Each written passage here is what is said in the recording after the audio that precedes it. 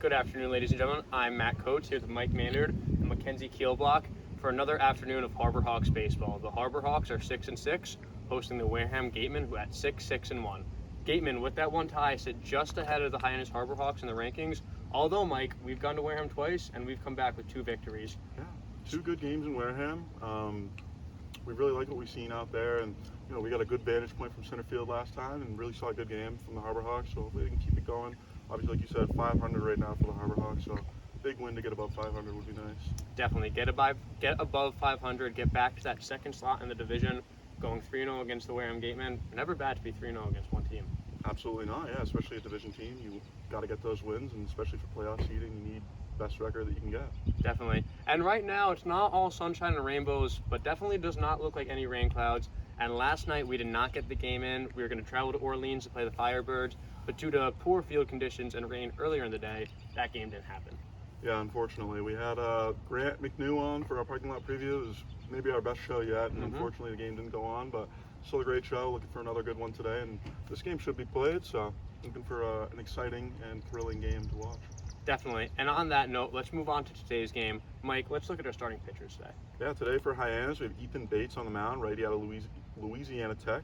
20 appearances this spring with 0 starts, but he's getting a start today in the Cape League. 37 innings pitched, 6 saves, a 3.16 ERA in college, and then Cape League so far he has 1 game, 2.2 innings pitched, 5 strikeouts, and no earned runs. He's also a two-way player, can hit as well, hit 280 this spring with 15 homers, so maybe DHs today. We don't have a lineup, but you never know.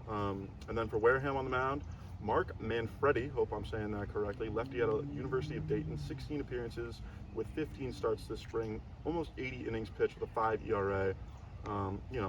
Pretty decent guy over there, and obviously both pitchers have similar stats in college, but then Cape League starts for Wareham's Mark Manfredi.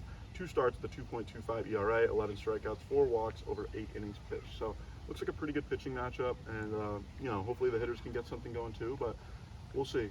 It should be an interesting one. Yeah, Mike, you look at both these pitchers and their college season stats, they're right around 11 Ks per 9 for each of them. So we know when these guys are rolling, they can get those punch outs. So I think we should really get an exciting matchup today. And like you said, Bates is a two-way. You might recognize his name. That's because he's been in the field before and he's taken some at-bats, hitting 200 this summer for the Hyannis Harbor Hawks. So hopefully he can bring that production to the pitching mound and have a great appearance for us tonight. Yeah, hopefully. Let's see what happens. And don't think I forgot about our guest. Mackenzie is the events coordinator for our home games. Mackenzie, talk about some events you've run and what you do here. Yeah, so my overall job for the team this summer is to just pretty much increase all the fan engagement that we have. We've never really had stuff like this in the past, so I'm throwing in games like today we're adding a new one called Guess That Tune. We've done some trivia, and our fan favorite right now is our pie eating contest, which we have Centerville Pies donate 2 mini pies for a player and an intern to either go, or a player or an intern go against a fan, and we give them a little bit of 30 seconds I think, and then winner gets to take home a prize. It's fan favorite, everyone loves it. On that note, if you go to Centerville Pies, you get a free gift from them. But aside from there, we're just trying to add some more. What else? Other than that, we have some big events coming up. So we got like our 4th of July festival going on. We got Christmas in July. We got First Responders Night, Bark in the Park, all that kind of stuff. We're just trying to sprout and grow and make Hyannis be the one that everyone wants to come when they visit Cape Cod. You heard it here first. If you guys are on the Cape this summer, make sure you get to a Hyannis game, see all the hard work Mackenzie is putting in. And Mike, you have some first-hand experience with the pie eating contest.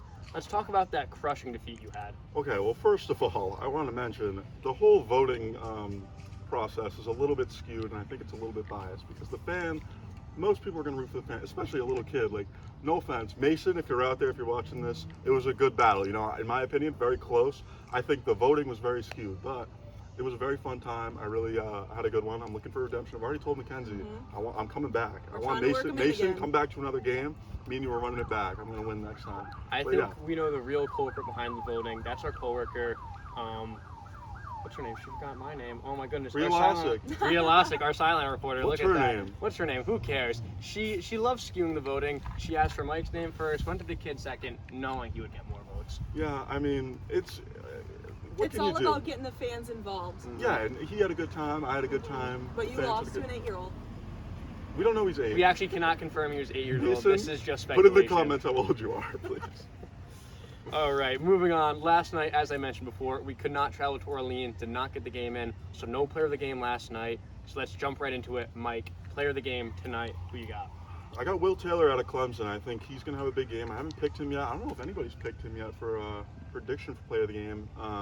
It was borderline that he could have won one a few days ago when he had that ninth inning, what was it, 2 or 3 RBI single? 2 RBIs. Yeah, to tie the game. So definitely, got that clutch gene in him, can get the hits when he needs to most, and I think he'll have a pretty big game tonight against Wareham. Definitely a great pick. The two-sport athlete out of Clemson. We know that he's on the football team as well as the baseball team.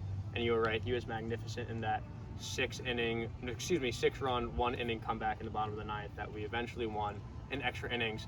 That was the biggest comeback in the point streak era, which is, I believe, the past 12 years for Cape Cod baseball. Yeah, very impressive. Hopefully, we don't have to come back like that anymore. But if we do get down that bad, we know it's capable, part of the team, and they got that mentality to always come back and never stop fighting.